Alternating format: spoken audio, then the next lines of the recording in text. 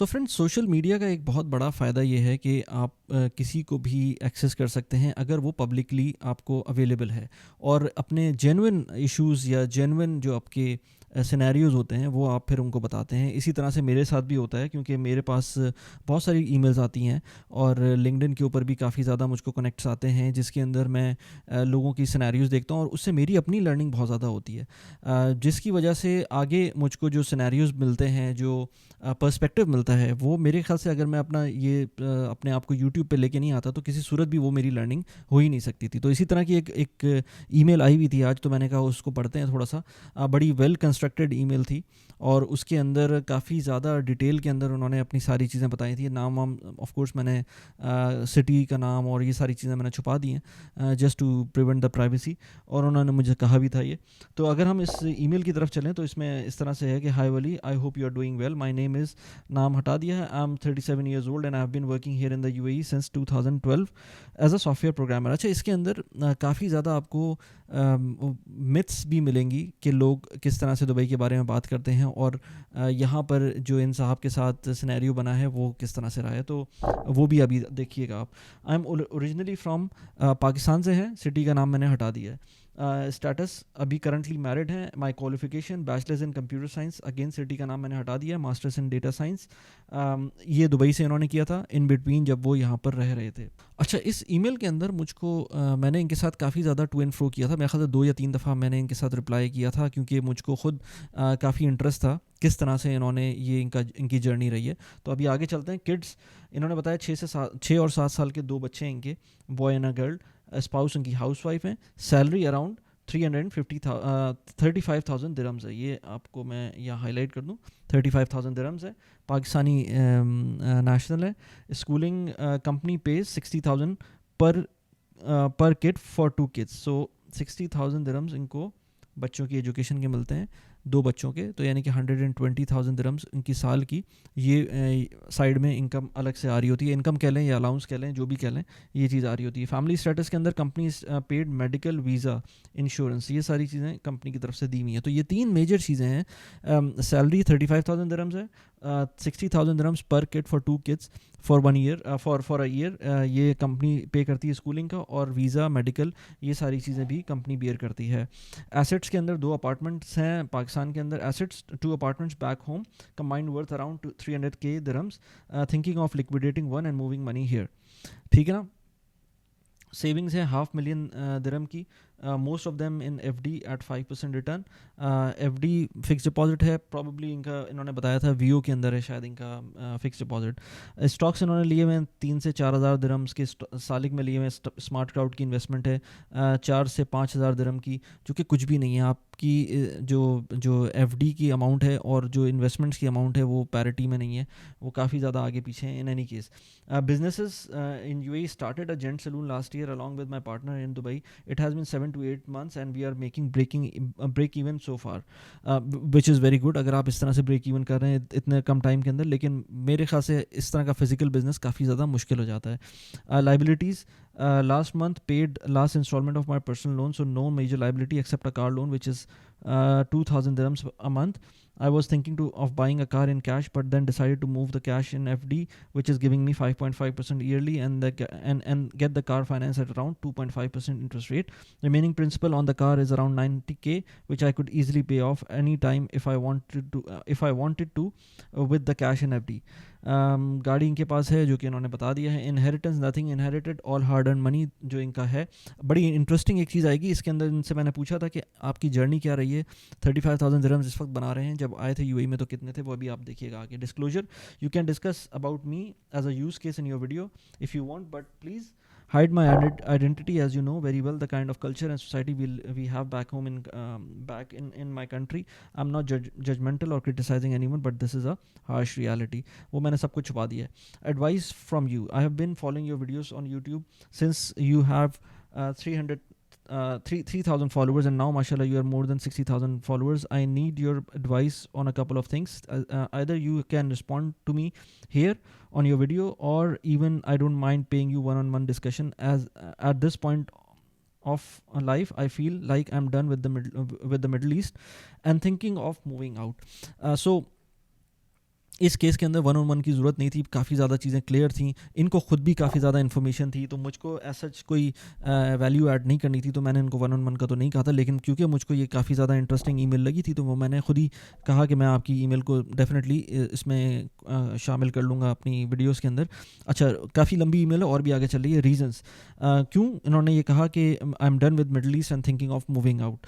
First reason, I always had a dream of studying either in the US or UK and continue my life there, but because of financial constraint at that time, I wasn't able to pursue. Second reason, weather is another big factor because I want to focus on my well-being instead of becoming a part of rat race. Third reason is that second passport, especially for kids. This I think is the primary thing. अगर मुझसे कोई बात करे तो ये सबसे important चीज़ है। Fourth reason, sense of stability and belonging. I know life is another name of struggle, but still there should be some peace of mind that you know this is your place and you will live here the rest of your life. This I think will further boost my productivity. तो ये इनके 4 reason थे जिसमें उन्होंने बताया कि क्या reason है ये दुबई से मूव आउट करना चाहते हैं, और I can relate to it except for the first reason maybe, जब उन्होंने कहा कि स्टडी करने का ड्रीम है यूएस और यूके में। मैंने खुद भी यूके में पढ़ा हुआ है। एज सच ठीक है, वो एक एक्सपीरियंस ज़रूर मिलता है, लेकिन इस लाइफ के स्टेज के ऊपर मुझे लगता नहीं है कि अगर आप इतने अकम्पलिश्ड हैं तो आपको अब पढ़ने की एज सच ज़रूरत है। प्रैक्टिकली स्पीकिंग मुझे एज सच नहीं लगता, अनलेस एंड अनटिल आपका कोई दिमाग हो ना पीएचडी की तरफ जाने का, जो कि मुझे पता है कि आपके केस में शायद आप ना करें वो। खैर, माय ऑप्शंस, अपने ऑप्शंस वो बताते हैं कि आयरलैंड है, move to Ireland for about 1 year masters in AI and then get a job under critical skills category, work and live there and eventually get an Irish passport which allows me to work anywhere in the UAE and even in the UK. Ireland के ऊपर मैंने एक podcast की थी, बहुत अच्छी podcast थी वो। ख़ुद वो साहब जो हैं वो टिकटॉक में ट्विटर में काम करते हैं, टिकटॉक में दुबई में थे, तो उसको जाके देख सकते हैं। बड़ी इंसाइटफुल चीज़ें उन्होंने बताई थी आयरलैंड के बारे में जो कि मुझे नहीं पता थी, और जब ये बात कर रहे हैं आयरलैंड की तो मुझे दिमाग में वही चीज़ आ रही थी जो उन्होंने बात की थी, वो बिल्कुल सही कही थी। तो Ireland is a valid choice to go, but as a student ये एक क्वेश्चन मार्क है। अच्छा, UK, move to UK for 1 year masters in AI and then find a job during my PSW work and live there and eventually get an ILR and later passport US. अच्छा, तीसरा इनका option है US का, move to US on E2 visa by establishing my IT service company either in Texas और Florida. तो Ireland और UK का इन्होंने कहा है कि इनको स्टूडेंट वीज़े के ऊपर जाने का सोच रहे हैं और यूएस के अंदर E2 वीज़े के ऊपर मूव कर रहे हैं। अब इसके आगे चलते हैं तो प्रोज एंड कॉन्स की बात आ जाती है। तो प्रोज एंड कॉन्स के अंदर यूरोप के प्रोज एंड कॉन्स आ जाते हैं। पहले तो प्रो है इसका, free education for kids, free medical, no gun culture. Gun culture is very important. अब स्लोली एंड ग्रेजुअली मुझे भी फील होने लगा है कि गन कल्चर इट्स समथिंग के सोचना पड़ेगा लोगों को यूएस जाने से पहले। अभी जो ट्रम्प के साथ जो भी रिसेंटली हुआ है उसके बाद ख़ास तौर पे वहाँ पर कितनी ज़्यादा ये इश्यूज़ हैं, ये यू नेवर नो कि क्या हो जाए। तो इसलिए ये एक इशू तो अपनी जगह पर है जो कि यूरोप के अंदर नहीं है गन कल्चर का। नो टैक्स, अच्छा उसके बाद जो प्रोज आते हैं, no tax for citizens working outside of the country, for example Middle East. तो ये भी एक इंपॉर्टेंट पॉइंट है जो कि यूएस के अंदर अगर आप बाहर काम करते हैं यूएस से और आप पैसे कमा रहे होते हैं तो आपको टैक्स देना पड़ता है, चाहे आपकी इनकम बाहर से आ रही हो और आप खुद भी बाहर ही रह रहे हो। 7 to 8 hours flight from Pakistan, of course वो तो एक सबके साथ ही है। दुबई के अंदर जो लोग आते हैं सबसे बड़ा एक रीज़न ये होता है कि पाकिस्तान से क्लोज़ हैं या इंडिया से क्लोज़ हैं, जो कि यूरोप में थोड़ा दूर हो जाते हैं और नॉर्थ अमेरिका में और फर्दर दूर हो जाते हैं। Low salaries compare to the US, of course ये कौन है उसका, क्योंकि उसके अंदर आपको इनकम आपकी कम हो जाती है यूरोप में रहते हुए, इनकम के पॉइंट ऑफ व्यू से भी, और टैक्सेस भी बढ़ जाते हैं। तो ये चीज़ें हैं अपनी जगह पर। यूएस के अंदर बात करें तो प्रो उसके अंदर फ्री एजुकेशन जो कि पहले यूरोप में भी था, land of opportunities specially for IT folks. इसमें I completely agree to this point, एक लैंड ऑफ अपॉर्चुनिटी है यूएस, इसमें कोई शक नहीं है। High salaries specially in IT, बिल्कुल सही बात है। बल्कि मैंने एक पॉडकास्ट अभी रिसेंटली की थी हनीफ तैयब के साथ, उन्होंने बताया था कि $1 million उन की सैलरी है प्लस कमीशन जो उनको मिलता है इन सॉफ्टवेयर सेल्स। तो एक बड़ी इनक्रेडिबल जर्नी थी। उस पॉडकास्ट का लिंक मैंने लगा दिया, उसको जाके देख सकते हैं। High salaries specially in the IT, tax for citizen working in anywhere in the world, ये कौन में आ जाता है ऑफ कोर्स यूएस के। और नो फ्री मेडिकल, ये सबसे बड़ा मसला है। ये सबसे बड़ा मसला है। मैं कुछ ऐसी फैमिलीज़ को जानता हूँ जो आज तक डॉक्टर्स के पास गए नहीं है यूएस के अंदर, यही सोचकर कि यार पता नहीं क्या क्या चीज़ें वो बता दें। तो ये एक बहुत बड़ा मसला है। फिर फ़्लाइट्स का अपना ऑफ कोर्स मसला एक कौन है कि 16 to 17 आवर्स फ़्लाइट है पाकिस्तान से, गन कल्चर का एज वी डिस्कस बिफोर। अच्छा, अब उसके बाद ये कहते हैं I really appreciate if you can take some time to go through my situation. I might be wrong here and might be staying and maybe staying in the Middle East would be the better option for me. I really need your advice on this because I don't want to get old with the guilt of not being able to chase my dreams or move to the place where I always wanted to. Please take some of your time and guide me here. Thank you so much in advance for reading my email out. अच्छा, जब इनकी दूसरी email का reply आया था तो मैंने कुछ एनोटेशन पहले से कर ली थी। Good morning Wali, how are you doing? So I came to UAE in 2012 में पहली दफ़ा आए थे विजिट वीज़ा के ऊपर and found a job in media city and my salary was 6,500 dirhams. 6,500 dirhams के ऊपर आए थे 2012 में, ऑलमोस्ट कोई 12 years before. In the span of span of 14 years, sorry 14 years, 14 years तो नहीं हुए ना, 2012 में अगर आप आए थे तो 2024 चल रहा है तो 12 ईयर्स हुए। तो in the span of 12 years, 14 years, what ever, I change 8 employers and on an average I stayed with each of them from 12 to 14 months. जल्दी जॉब्स चेंज करने का फ़ायदा आप देखें कि बंदा कहाँ से कहाँ पहुँचा है। अभी आगे देखते हैं। Where I stayed for 3 years and my current employer with whom I am working since 2020। अच्छा, इसके अंदर 4 साल से आप हैं। बिलो आवर सैलरी प्रोग्रेशन, तो अगर आप इसको देखें तो इसके अंदर आपको नज़र आएगा कि किस तरह से इन्होंने प्रोग्रेस किया अपनी सैलरी के अंदर। 6,500 पहली दफ़ा, 8,000 अगली जॉब, 10,000 अगली जॉब, 12,000 अगली जॉब, 14,500 अगली जॉब, 24,500 अगली जॉब, और उसके अंदर फिर spouse plus kids visa insurance और 30,000 दिरहम्स ऑल इंक्लूसिव का पैकेज उसके बाद मिला। और सिंस जुलाई 2020 ये इसी जॉब के अंदर हैं और 35,000 दिरहम की इनकी जॉब है और स्पाउस किड्स का visa plus insurance plus schooling, ये सब कुछ इनको मिल रहा है। In current scenario starting from next month I will be managing to save almost 60% of my salary. अच्छा, इसमें मैंने इनसे पूछा भी था कि आपकी जो टोटल सेविंग्स है वो 500,000 दिरहम्स है, और उसके ऊपर ही इनका रिप्लाई आया था कि वो इसलिए है क्योंकि यहाँ पर जो आप देख रहे हैं कि शुरू से इतनी अच्छी सैलरी नहीं थी, बाद में आके आई है। प्लस ये कि अब ये कह रहे हैं कि I will be able to manage I will manage to save almost 60% of my salary monthly after all the liabilities, including sending back money to my parents. As I mentioned earlier, I have 2 apartments back home, around 1.2 crore each, and out of which one apartment I am liquidating soon and moving money here. And in other apartments, my parents are living, and I am sending them on average 1,000 dirhams monthly. So I'm not touching that apartment at all. In July 2022, my employer gave me an option to get the housing allowance, which is part of my salary of 35,000 of 100,000 dirhams in advance. So इनके employer ने option दिया था कि आप 1 लाख दिरहम ले लें जो कि एडवांस होगा आपकी हाउसिंग अलाउंस का, तो वो उन्होंने ले लिया था और उसमें से कटता रहा था 35,000 दिरहम्स जो उनकी सैलरी थी वो प्रो रेटा बेसिस के ऊपर मंथली कट रही थी। So I have been availing it for the past 2 years and moving it to FD, yielding 5 to 5.5% annually and not touching it at all. So this part purely goes to saving on top of that starting from the next month. I hope I'll be managed to save more from my remaining salary because I paid the last EMI of my personal loan this month, which was eating up a bigger chunk of my salary. So just to summarize, starting from next month, I will be able to save 50 to 60% of my total salary after all the expenses, liabilities, including back home, etc. I'm open to your advice, even if I'm moving at this stage is not a wise decision. Do let me know. Once again, thank you so much for your time. अच्छा, इसमें जो है important चीज़ ये है कि मेरी जो भी मैं बात करूँगा इसके अंदर, this is not a financial advice, this is not a life advice at all. ये मेरी एक सिर्फ जो मैं समझ रहा हूँ, जो मैं देख रहा हूँ, उसको मैं थोड़ा सा इसके अंदर बता देता हूँ। जो भी चीज़ें होती हैं इसमें कोई इस चीज़ को सीरियस ना लें, क्योंकि बहुत सारी चीज़ें मुझे भी नहीं पता होती हैं और बहुत सारी चीज़ें शायद आपको भी ना पता हों। जब प्रैक्टिकली जाएंगे तो पता चलेगा कि इसके अंदर क्या क्या मसले हो सकते हैं। 1-2 चीज़ें मैं कुछ ज़रूर बोलूँगा इसके अंदर। मेरी एक पॉडकास्ट आने वाली है, I am not sure if it is going to come before this video और आफ्टर दिस वीडियो, लेकिन एक साहब हैं, his name is Taimur Ijlal, मुझे लिंक्डइन के ऊपर उन्होंने फॉलो किया था और उसके बाद हमारी थोड़ी सी टू एंड फ्रो हुई थी और बड़ा एक इंसाइटफुल उनकी जर्नी थी जिसमें उन्होंने मुझे बताया था कि वो जब यहाँ से जा रहे थे तो काफ़ी अच्छी सैलरी के ऊपर थे दुबई से जब मूव कर रहे थे यूके। तो मैंने उनको इस बात पे ही बोला था कि यार जब आप यूके मूव कर रहे थे तो आपको प्रॉब्ली हिट लगी होगी टैक्स के अंदर, आपको फील हुआ होगा कि यार अच्छी खासी सैलरी के बाद अब आपको टैक्स लग रहा है। तो उन्होंने कहा था नहीं, क्योंकि मैंने ऑलरेडी अपनी साइड में कंसल्टेंसी स्टार्ट कर दी थी, उसके अंदर मेरे कोर्सेज भी थे और मल्टीपल चीज़ें थी जिसकी वजह से मुझको वो हिट उस तरह से नहीं लगी। वो वहाँ पर काफ़ी अच्छी जगह पे काम करें, अमेज़ॉन पे काम करें। जब वो पॉडकास्ट होगी तो उसके अंदर जाके देख सकते हैं, प्रॉब्ली इस वीडियो से के बाद ही हो रही होगी वो पॉडकास्ट।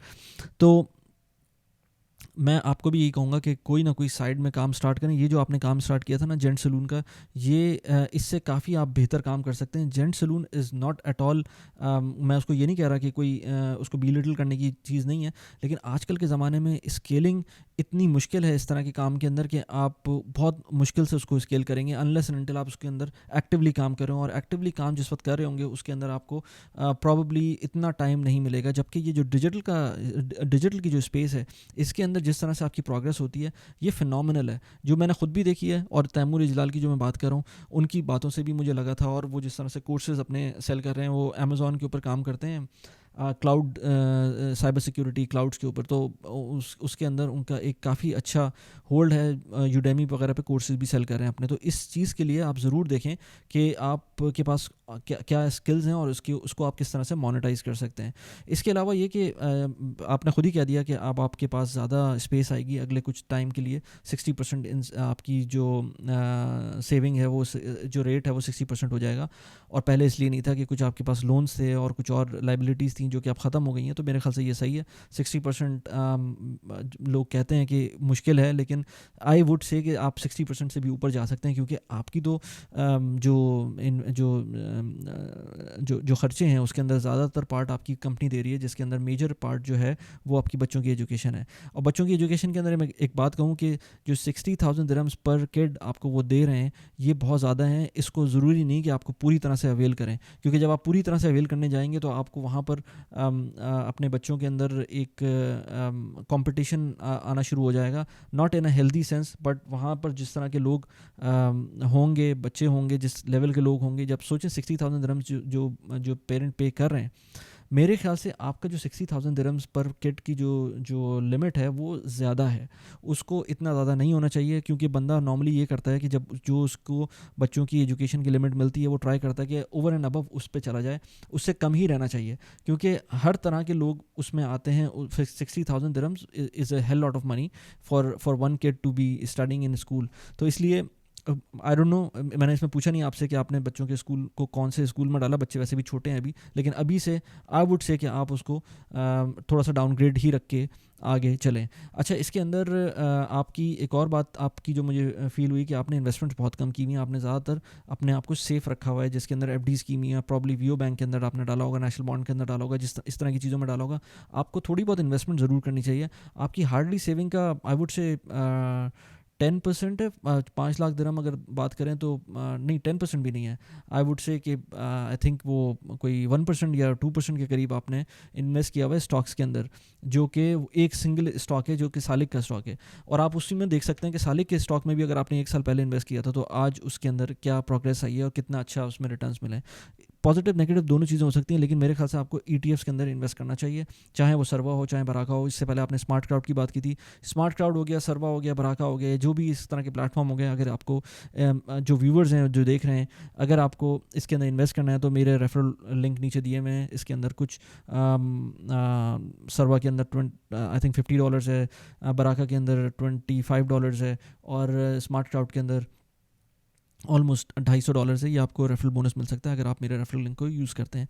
तो इन जो भी प्लेटफॉर्म्स हैं इनको आपको यूज़ करना चाहिए। स्पेशली मैं कहूँगा ETFs के अंदर आपको इन्वेस्ट करना चाहिए थोड़ी बहुत अमाउंट। अगर आप 1 मिलियन दिरहम, जो कि आपने आगे कहा कि अब आपके पास टारगेट होगा 1 मिलियन दिरहम का, और ये मैं कहने ही वाला था आपको, जब आपके रिप्लाई मैंने किया था तो यही कहा था कि आपकी जो इन्वेस्टमेंट जो आपकी सेविंग पोटेंशियल है वो इस वक्त बढ़ा है, यानी कि अब आपको एक टर्बो बूस्ट लगेगा। जो आपकी सारे पीछे ख़त्म हो चुके हैं ना, सारी लाइबिलिटीज़, और आपने जो भी थोड़ी बहुत गलतियाँ की होंगी और थोड़ा बहुत आपने एक्सपेंसिव चीज़ें ली हुई हैं, वो सारी चीज़ें अब आपकी ऑलमोस्ट ख़त्म हो गई हैं।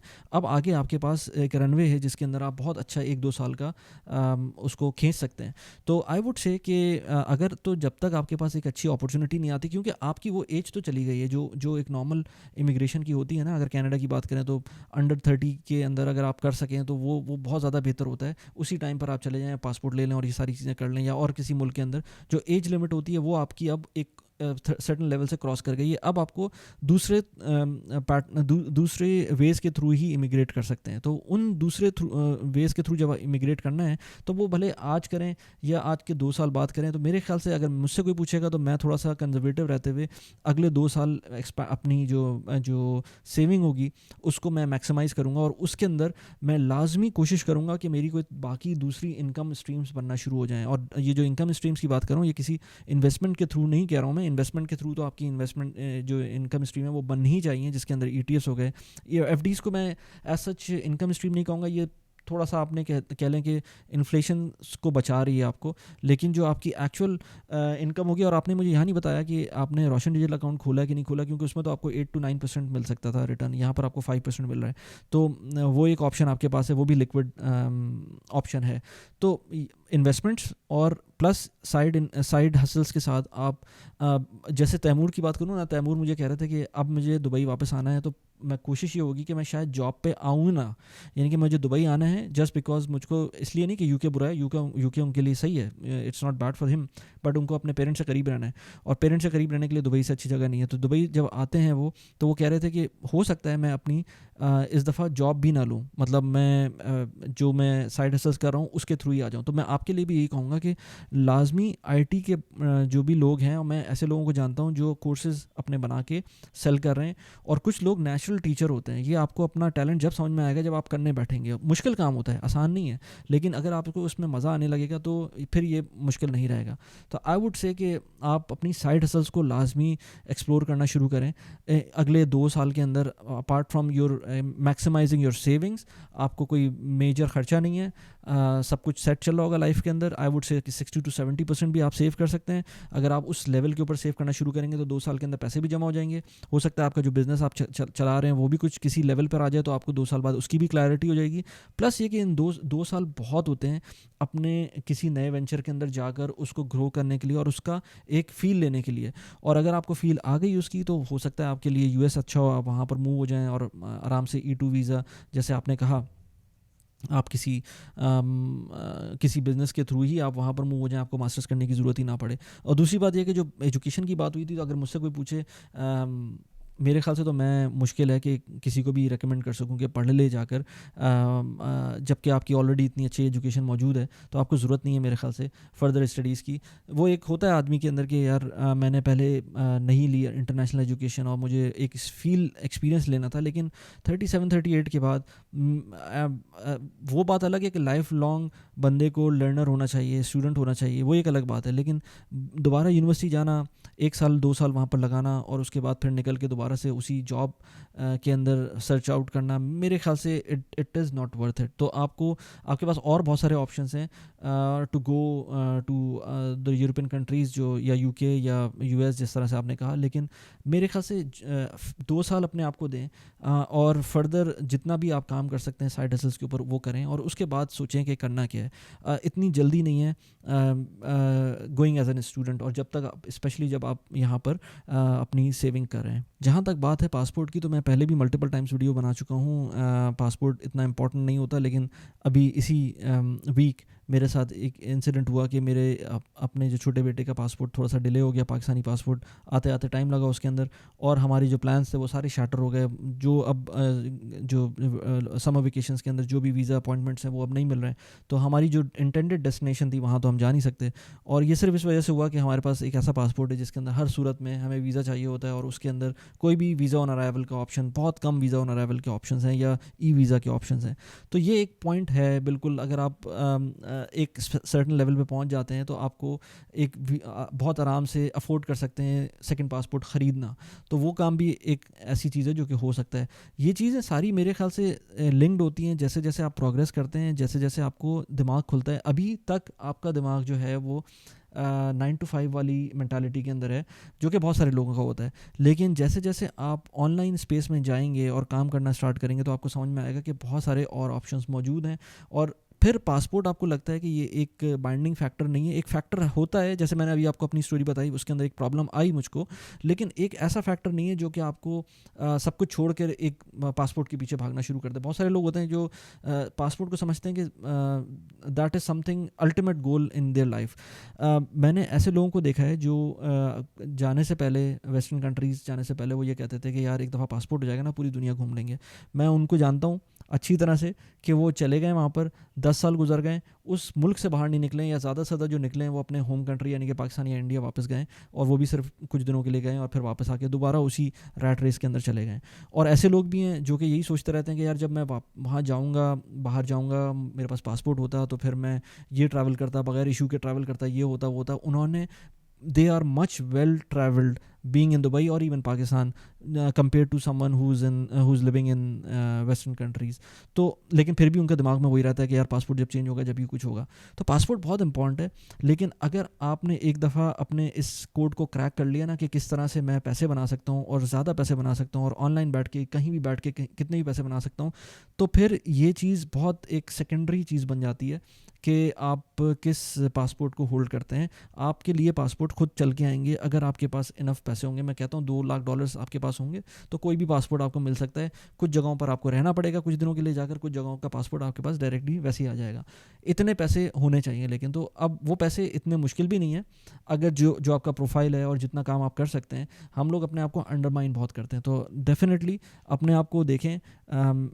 तैमूर इजलाल की पॉडकास्ट ज़रूर देखिएगा, और इसके अलावा जो मैंने पॉडकास्ट की बात की थी तैयब हनीफ़ की, वो भी ज़रूर देखिएगा, वो भी आपसे थोड़ा सा लिंक करते हैं।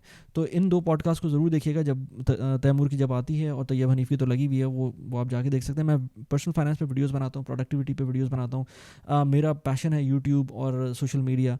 लिंक्डइन पे आप मुझे फॉलो करें, वहाँ पर मैं कंटेंट क्रिएट करने की कोशिश करता हूँ। इसके अलावा कुछ वीडियोज़ मैंने यहाँ पर एंड स्क्रीन पर लगाई हुई हैं जिसको आप जाके देख सकते हैं। सरवा की, बराका की, इन 2 प्लेटफॉर्म्स के ऊपर मैं मल्टीपल टाइम्स बात करता रहता हूँ। यूएस के स्टॉक्स के अंदर इन्वेस्ट करने के लिए बेस्ट प्लेटफॉर्म्स हैं। यहाँ पर इन दोनों प्लेटफॉर्म्स की वीडियोस का लिंक लगाया हुआ है। कैसी लगी वीडियो प्लीज़ मुझे बताइएगा। Thanks for watching the video. Bye bye.